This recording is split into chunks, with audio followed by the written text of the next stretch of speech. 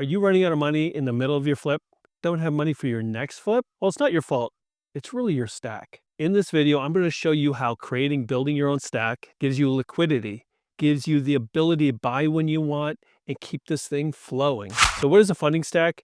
Think of this as a toolbox. So each credit tool has a purpose, a way to use it, and to make sure that you're moving at the speed you need. Business credit cards, lines of credit, HELOCs, real OPM, partners, and your traditional loans for fix and flips and rentals. These are all part of your funding stack. And you have to make sure whatever that is, or however you put it together, fits what you're doing, so you could play the game that you want to play in either buying rentals, buying flips, whatever it is, but you want to be able to buy them, get them to the market as fast as possible, and make the money to create that wealth. So when these are all stacked properly, when this toolbox box is all put together, your business is going to run at super speed. That's what we're looking for. And that's the number one thing we've always seen over 25 plus years. The number one thing that slows people down is not having the proper funding, not having the money when you need it, either to obtain that property or keep the property going at super speed. Doing a flip in 3 months instead of 6 months means just more profit in your pockets, and or just more deals you could do, or deals done faster so you can enjoy life more. Whatever it is, it all comes down to the funding stack. To be successful, you can't rely on one source of funding. You can't expect your fix and flip lender to fund everything. They're just going to fund, even part of the purchase and the rehab. There's still other costs you have to do. So don't be reliant on one source. You need multiple sources to create this funding stack, to make sure you have money for anything and everything, to prepay your escrows, meaning to pre-order things, or to pay those contractors in time, to make your monthly payments. You need to be funded and ready to go before you buy. So whatever that funding stack looks like for you, there's a little bit different for everyone. If it's the business lines of credit, if it's the HELOCs, you want to make sure you're paying the least amount of interest, but also that these funds are available when you need them to keep your projects going or to get that next project. Funding is important in real estate investing. Money creates money. You just want to get this funding stack done so you can focus on what you really want, which is finding more properties. So let's stop paying too much for interest. Let's stop dragging projects on. Get in, find the projects you want, have your stack put together. Like I said, business credit cards, HELOCs, lines of credit, anything that you can access to keep your projects going.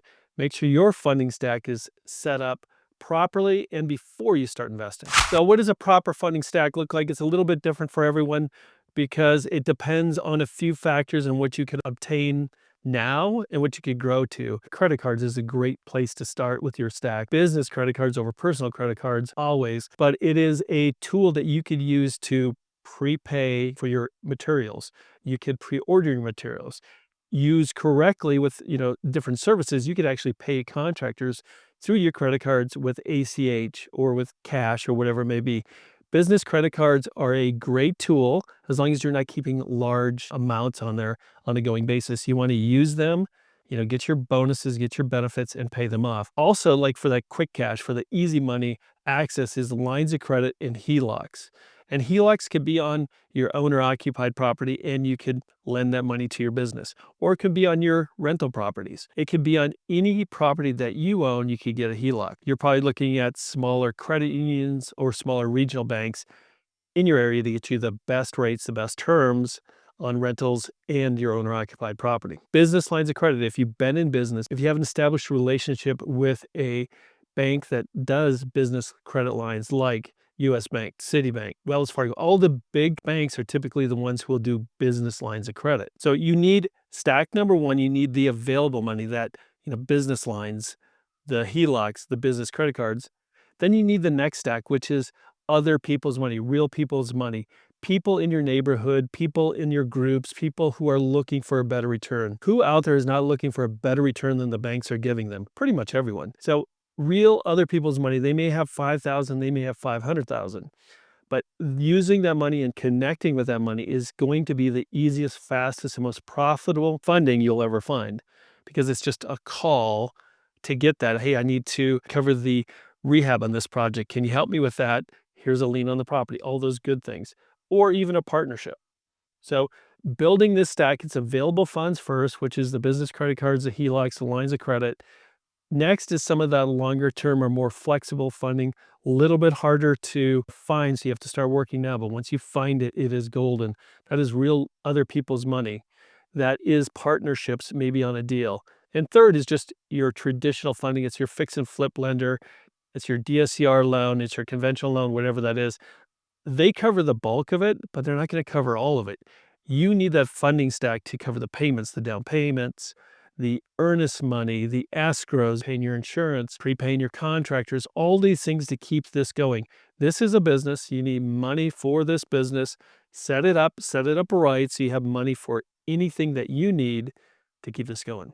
So what happens when those stack it right? We see, about 5% that do this completely right in real estate investing is profitable, fun, and easier for them. It's never easy, but it's easier for them. Where the other 95% are always trying to either bootstrap and find the money after they close, try to find the money for that problem that came up, which delays everything.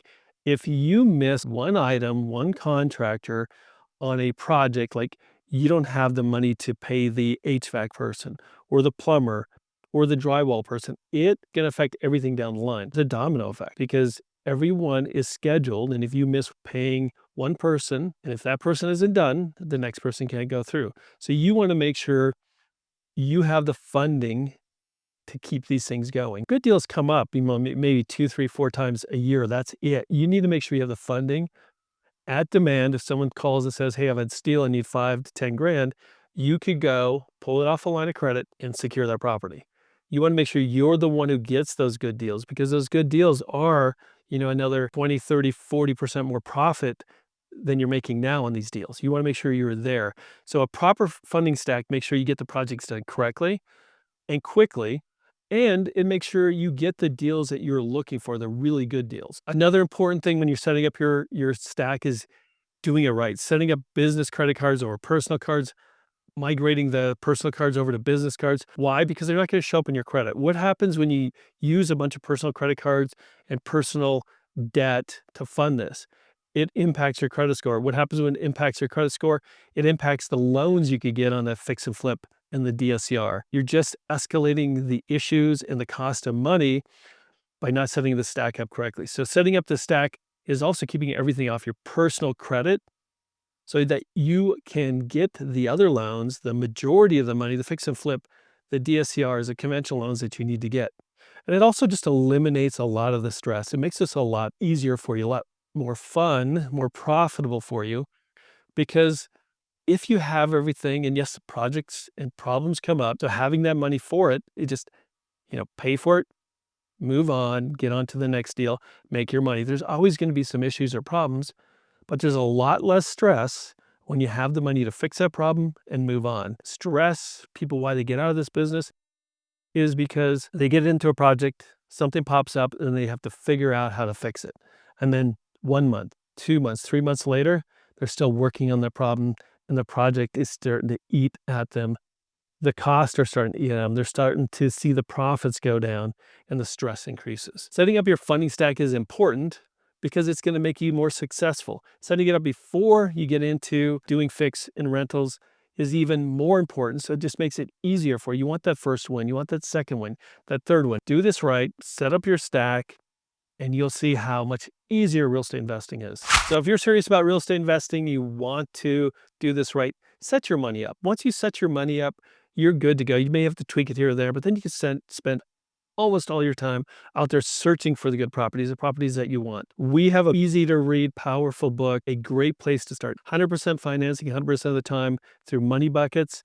Check out the link below and we'll catch you on the next video.